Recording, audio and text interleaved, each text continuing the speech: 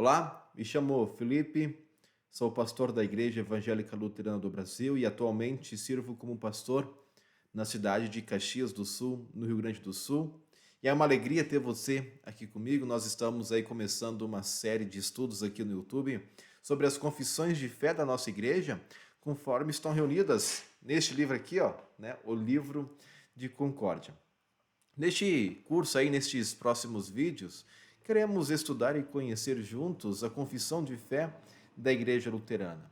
Queremos estudar um pouco os documentos que resumem aquilo que cremos, aquilo que ensinamos e confessamos com base na palavra de Deus.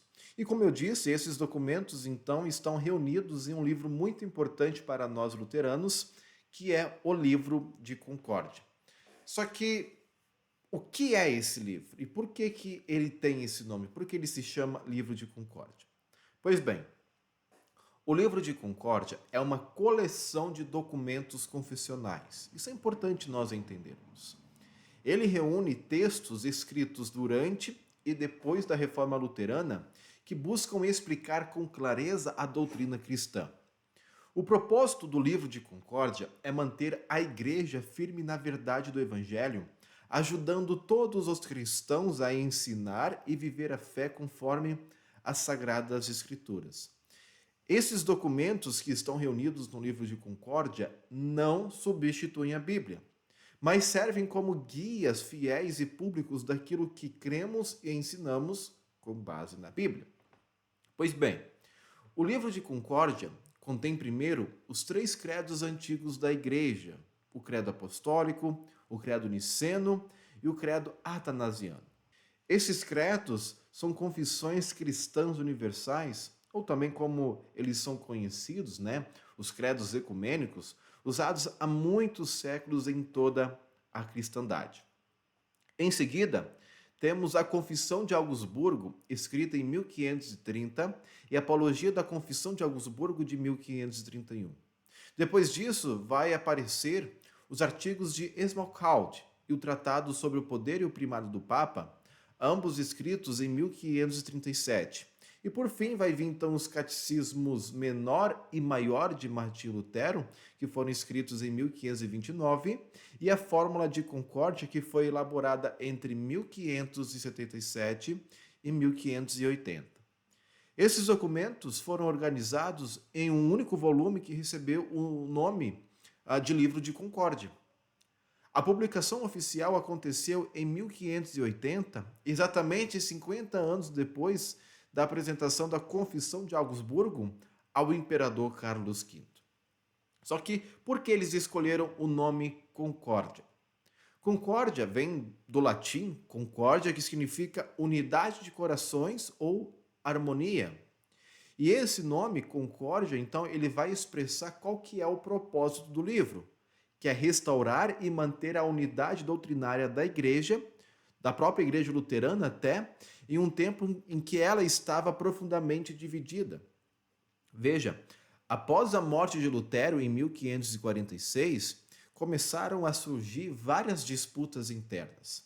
Havia controvérsias, por exemplo, sobre a ceia do Senhor, sobre o livre-arbítrio, sobre o papel das boas obras, sobre a justificação pela fé, entre outros assuntos. Essas divisões causaram confusão entre os pastores e nas comunidades e acabaram dificultando o crescimento da igreja luterana. Foi um tempo de muita tensão. Diante disso, Deus levantou líderes fiéis e preparados como Jacob, Andrea e Martin Chemnitz, né? Inclusive, Martin Chemnitz muitas vezes é chamado de o segundo Lutero, né?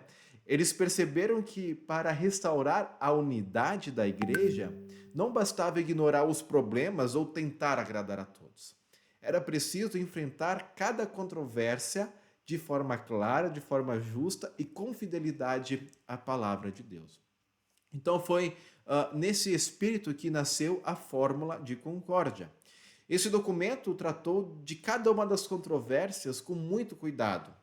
Para cada assunto, se você olhar aí, né, se você tiver o livro de Concórdia e abrir a Fórmula de Concórdia, os teólogos primeiro identificaram qual era exatamente o ponto de conflito, depois apresentaram os dois lados da discussão, explicando com justiça, né, os argumentos e, por fim, confessaram claramente o que a igreja crê, ensina e confessa com base nas Escrituras. Um bom exemplo está, por exemplo, no segundo artigo da Fórmula de Concórdia, que vai tratar do livre-arbítrio. O debate era sobre o papel da vontade humana na conversão. Os autores explicaram que a questão não era se temos liberdade para escolher coisas do dia a dia, como qual comida comprar ou qual casa morar. Também não era sobre a vida cristã depois da conversão. A questão era a seguinte: o que o ser humano pode fazer por conta própria depois da queda em pecado e antes de ser convertido em relação às coisas espirituais? E a resposta bíblica é clara: nada. Somente o Espírito Santo, por meio da palavra e dos sacramentos, pode gerar fé no coração da pessoa. A salvação é obra de Deus do começo ao fim. Essa forma de lidar com os problemas se repete em todos os artigos da Fórmula de Concórdia. E ela foi tão importante que os teólogos perceberam a necessidade de reunir todos os escritos confessionais em um único volume. Assim, então, surgiu o Livro de Concórdia. Mas para que isso funcionasse bem, era preciso que todos concordassem sobre quais seriam as bases de autoridade. E é aí que os luteranos deixam bem claro: a única fonte e norma de toda a doutrina cristã é a Sagrada Escritura. A Bíblia é o único manancial da teologia, ou seja, é dela, é das Sagradas Escrituras que jorra toda a doutrina verdadeira. Os documentos confessionais não buscam e não criam novas doutrinas, mas os documentos confessionais servem como testemunhos fiéis do que a Bíblia ensina. Depois das Escrituras, os teólogos reconheceram que os credos antigos, o apostólico, o niceno, o atanasiano, né, os credos ecumênicos, são bons resumos da fé cristã. E também reconheceram como autoridade doutrinária comum os outros documentos da Reforma, a própria Confissão de Augsburgo, a Apologia, o Tratado sobre o Poder e o Primado do Papa, os Catecismos, os artigos de Esmalcalde e a Fórmula de Concórdia. Esses textos passaram então a servir como base para a vida em comum da Igreja, para o ensino e para a pregação da fé. No caso da Igreja Luterana, o Livro de Concórdia é como uma constituição doutrinária da nossa fé. E tem mais uma coisa importante: os luteranos nunca viram estas confissões como documentos de uma igreja isolada. Ao escreverem a Confissão de Augsburgo, por exemplo, eles estavam oferecendo uma proposta a toda a igreja, a toda a cristandade. Eles acreditavam que esse texto podia sim ser aceito como um novo credo ecumênico ao lado dos credos antigos da igreja. Uma confissão fiel à verdade do Evangelho e centrada em Cristo. Por isso, o Livro de Concórdia não é apenas um documento histórico. Ele é um presente precioso para a igreja até hoje.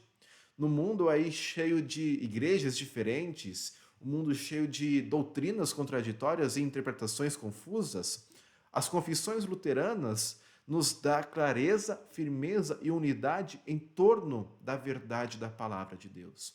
Ele nos ajuda a ensinar, o Livro de Concórdia nos ajuda a pregar e a confessar e viver a fé cristã com alegria e segurança. Então, estudar o Livro de Concórdia é muito mais do que olhar para o passado. É um jeito de cuidar da fé hoje. É seguir confessando a verdade do Evangelho com fidelidade, com amor e com coragem. Que Deus então possa te abençoar nessa caminhada de estudos e confissão de fé. Que Deus te abençoe.